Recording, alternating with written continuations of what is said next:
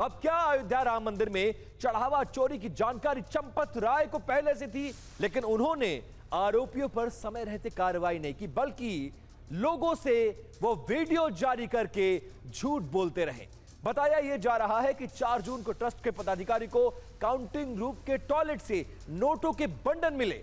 5 जून को ट्रस्ट पदाधिकारियों के साथ पुलिस टीम अविनाश शुक्ला के घर पहुंची, वहां उससे पूछताछ हुई, उसके घर से नकदी भी बरामद हुई है। कहा यह जा रहा है कि इसके बाद अविनाश शुक्ला को पूछताछ के लिए पुलिस अपने साथ लेकर गई। इसका 24 सेकंड का एक वीडियो भी सामने आया है, जो 5 जून की रात 8:13 का है। वीडियो में पीले रंग की शर्ट में जो शख्स नजर आ रहा है वो अविनाश शुक्ला बताया जा रहा है, जबकि मंदिर के कर्मचारी के हाथ में काले रंग का बैग है। सूत्र कहते हैं कि काले बैग में रुपयों के बंडल थे। बंडल में करीब 3 से 4 लाख रुपए उसके घर पर बरामद हुआ है और कोर्ट में भी पुलिस ने यह माना है कि जो 8 अभियुक्त गिरफ्तार किए गए हैं उनके पास से 80 लाख, लगभग 79,50,000 रुपए बरामद हुए हैं। अब आपको पूरा क्रम समझाते हैं, कब कब कहां कैसे कैसे क्या कुछ हुआ है। 5 जून को पुलिस ने अविनाश शुक्ला के घर पर रेड की। 25 जून के एफआईआर कराई गई इसमें। इससे पहले 7 जून को चंपत राय ने कहा था कि किसी भी चोरी के आरोप को नकारा उन्होंने, और कहा क्या कुछ कहा था, जरा 5 जून वाली वो बयान सुनवाते हैं आपको। चंपत राय ने 7 तारीख को क्या कहा था, क्योंकि 5 जून को रेड हुई थी और 7 जून को चंपत राय ने क्या कुछ कहा है, जरा वो सुनिए। श्री राम जन्मभूमि तीर्थ क्षेत्र अपने भिन्न भिन्न कार्यों का ऑडिट समय समय पर करता रहता है। हुंडी काउंटिंग कमरे का ऑडिट भी होता है। हुंडी काउंटिंग कमरे का ऑडिट राम जन्मभूमि तीर्थ क्षेत्र के न्यासीगण, कार्यकर्ता और स्टेट बैंक के कर्मचारी मिलकर करते हैं। ये कार्य कई दिनों तक चलता है। यही कार्य आजकल हो रहा है। कोई भी उल्लेखनीय बात किसी के भी ध्यान में अभी तक नहीं आई है। महीनों तक राम मंदिर में यह लूटकांड चलता रहा और उसके सवाल दर सवाल अब भी बाकी है। क्या कुछ सवाल है, जरा बिग बॉल पर कुछ ग्राफिक्स लेकर आए हैं और वो सवाल आपके सामने रखने की मैं कोशिश कर रहा हूं। देखिए, 4 जून को चंपत राय ने पुलिस को यह बताया कि सवाल उठता है कि चंपत राय को चोरी की जानकारी कैसे हुई और चंपत राय की कहने भर पे पुलिस रेड मारने कैसे चली गई। दूसरी बड़ी बात, 5 जून को अयोध्या पुलिस ने छापा मारा। सवाल है कि क्या यह बात सिर्फ चंपत राय और अनिल मिश्रा को पता थी और इस जानकारी को छिपाया गया। 5 जून को चोरी के 80 लाख रुपए बरामद करना सवाल खड़े करता है कि आखिरकार चढ़ावा चोरी की बरामद रकम कहां रखी गई, इन 20 दिनों में उसको कहां रखा गया। 5 जून को अनकल्प मिश्रा के घर पे भी छापेमारी की गई। सवाल है कि चोरी की रकम मिली तो तत्काल एफआईआर क्यों दर्ज नहीं कराई गई। 13 जून को लखनऊ से एसआईटी का गठन का ऐलान। सवाल उठता है कि एफआईआर नहीं हुई तो क्या सबूत गायब किए गए। और 15 जून को एसआईटी जांच के लिए अयोध्या पहुंचती है। सवाल यह है कि पिछले 10 दिनों में क्या क्या हुआ होगा, क्या क्या छिपाया गया होगा, उसका कौन जवाब देगा, जिम्मेदारी और जवाबदेही किसकी है। 15 जून को 27 अप्रैल के बाद का सीसीटीवी फुटेज मिलता है। सवाल उठता है कि क्या गारंटी है कि उससे पहले चोरी नहीं की गई होगी।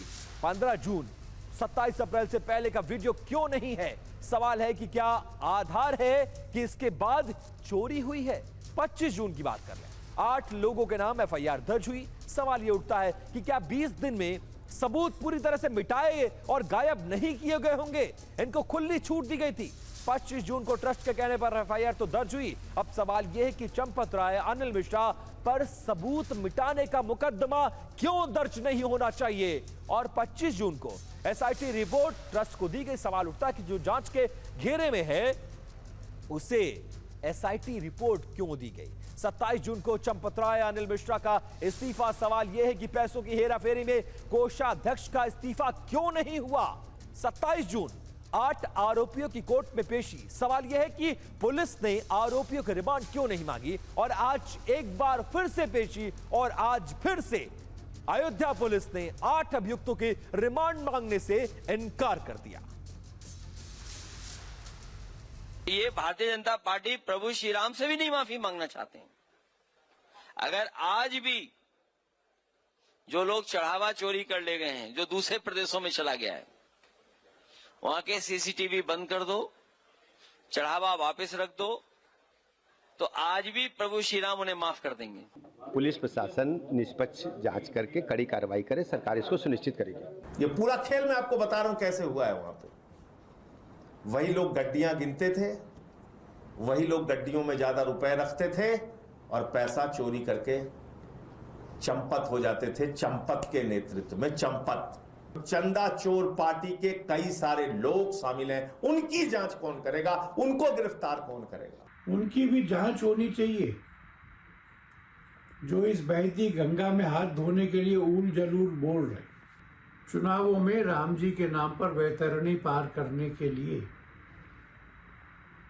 ऐसे मनमोहक नारे देने से चलेगा नहीं। राम जन्मभूमि को सत्ता का उपनिवेश नहीं बनना चाहिए, इसको आस्था का ही केंद्र रहना चाहिए। पूज्य संतों का प्रतिनिधित्व हो उसमें, वे नेतृत्व करें उसका, लेकिन वो ब्यूरोक्रेसी और सीईओ बना करके चलाना, उसको सरकारी अधिष्ठान बनाना उचित नहीं है। और अयोध्या राम मंदिर में चढ़ावा चोरी मामले में चंपत राय के बयान दर्ज किए गए हैं। ट्रस्ट के सदस्य कृष्ण मोहन का भी बयान दर्ज किया गया है। कृष्ण मोहन वही शख्स है जिसके कहने पर इस पूरे मामले में एफआईआर दर्ज हुई है।